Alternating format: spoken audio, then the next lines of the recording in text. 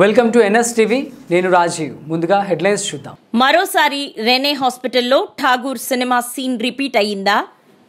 పదే పదే నిర్లక్ష్యం వహిస్తున్న అధికారులు పట్టించుకోవడం లేదంటున్న ఏఐవైఎఫ్ నాయకులు.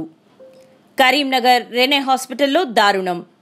ఓపెన్ హార్ట్ సర్జరీ వికటించి 5 సంవత్సరాల చిన్నారి మృతి. కరీంనగర్ జిల్లాలో కలకలం రేపుతున్న రెనే ఆసుపత్రి సంఘటనలు. వివరాల్లోకి వెళ్తే కరీంనగర్ జిల్లా రామడుగుకు చెందిన కీర్తి కుమార్, శిరీష దంపతులు కూలి పనిచేస్తూ జీవనం సాగిస్తున్నారని, వారికి కీర్తి చైత్రిక అనే 5 సంవత్సరాల బాబు ఉన్నాడని, బాబుకు పుట్టుకతోనే గుండెకు రంధ్రం ఉన్నట్లు తెలిపారని, చికిత్సలో భాగంగా కరీంనగర్లోని రెనే ఆసుపత్రిలో వైద్యుల సూచన మేరకు వైద్య పరీక్షలు చేయించామని, ఆ పరీక్షల రిపోర్ట్ల ఆధారంగా మాపై ఒత్తిడి తీసుకువచ్చి ఆపరేషన్ చేయించేలా చేశారని, తీరా ఆపరేషన్ చేసి మా పిల్లాడి శవాన్ని మా చేతిలో పెట్టారని గుండెలు పగిలేలా కన్నీరు పెట్టుకున్న తల్లిదండ్రులు, కుటుంబ సభ్యులు. ఇలాంటి సంఘటనలు తరచూ జరుగుతున్నా వెలుగులోకి రానివ్వకుండా కరెన్సీ కట్టలతో కట్టడి చేస్తున్నారని కరీంనగర్ జిల్లా ప్రజలు గుసగుస. ఇప్పటికైనా అధికారులు ఇటువంటి ఆసుపత్రులపై చట్ట ప్రకారం చర్యలు తీసుకుంటారా? వేచి చూడాల్సిందే.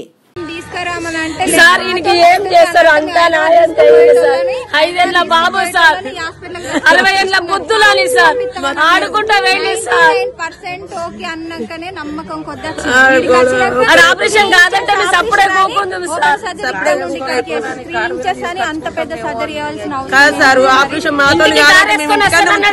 సార్ మీరు తీసుకురాకపోతే నేను సక్సెస్ చేస్తా సార్ అని అన్నాడు.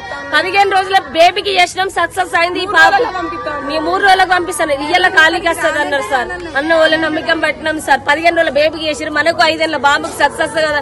పూలమైన నమ్ముతామా నమ్మమ్మా సార్. దేవుని లెక్కల చేతులు పెట్టిన, నరుని లెక్కల మాకు చేతులు పెట్టిండు సార్.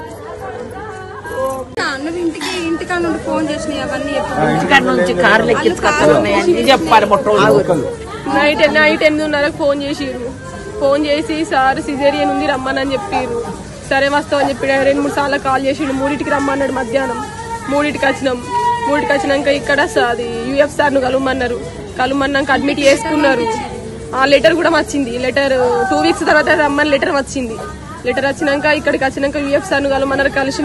కలిసినాక ఇంకొక మేడం అడ్మిట్ చేసుకున్నాక 19 సార్ వచ్చి మాట్లాడిండు. సార్ వచ్చి మాట్లాడినాక 99% ఓకే అవుతుంది, ప్రాబ్లం లేదు, 1% చిన్న ప్రాబ్లమ్స్ వస్తాయి, ఏం కాదన్నారు. మళ్ళీ రిసెప్షన్ తీసుకుపోయి మాట్లాడినాం. సర్జరీ అయినాక మళ్ళీ మాట్లాడితే ప్రాబ్లం ఏం లేదు, సర్జరీ అయింది, కాకపోతే కొంచెం కరెంటు హార్ట్ కి కొద్దిగా ఇబ్బంది ఉంది, కవర్ అయితే దాని గురించి కూడా తర్వాత మాట్లాడతాం అన్నారు. మళ్ళీ గంటకు పిలిచి హార్ట్ బీట్ సరిగా కొట్టుకుంటలేదని చెప్పారు. అంతే. ఇక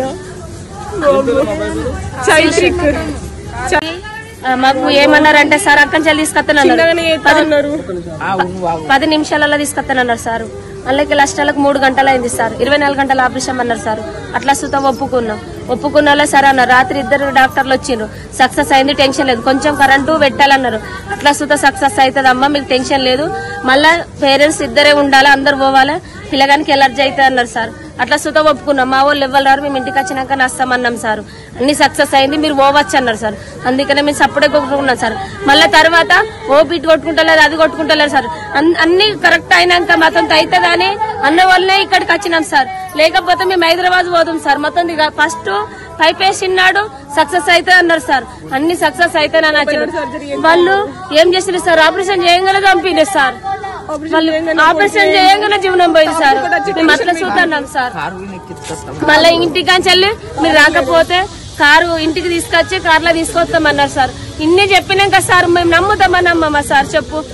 ఇన్ని దేవుని లెక్కలు తీసుకొచ్చి నరుని లెక్కలు మాకు చేతిలో పెట్టింది సార్. మేము ఎవరు నమ్మమంటాం సార్? ఈ దావగారు ఏం నమ్మమంటాం సార్?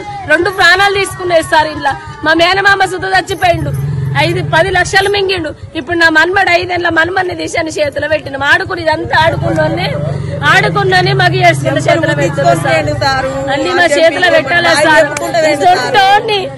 జైలు చిక్తానని కొడుకు సాగనే సార్. ఢిల్లీలకు తీసుకుపోతుంది సార్. ఇక్కడ కాదంటే తీసుకుపోతాము సార్, హైదరాబాద్ తీసుకుపోతాము సార్. అవుతుంది అన్న వాళ్ళు ఇక్కడ అవుతుంది అన్నారు.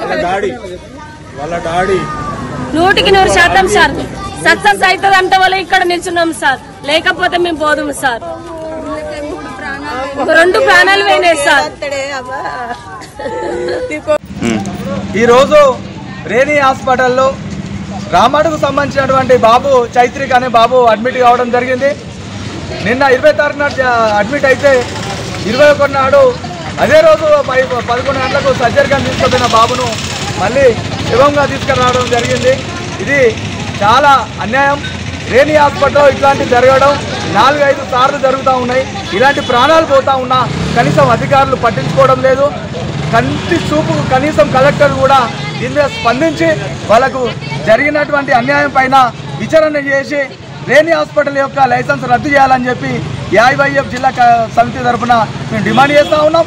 డబ్బులు ఇచ్చి వాళ్ళకు సెటిల్మెంట్ చేసుకుంటున్నారు తప్ప కానీ ఏ విధంగా ఎందుకు జరుగుతుంది అనేది అధికారులు మాత్రం వాళ్ళు విచారణ చేస్తలేరు. తనిఖీలు చేయడం వల్లనే ఇలాంటివి జరుగుతూ ఉన్నాయి.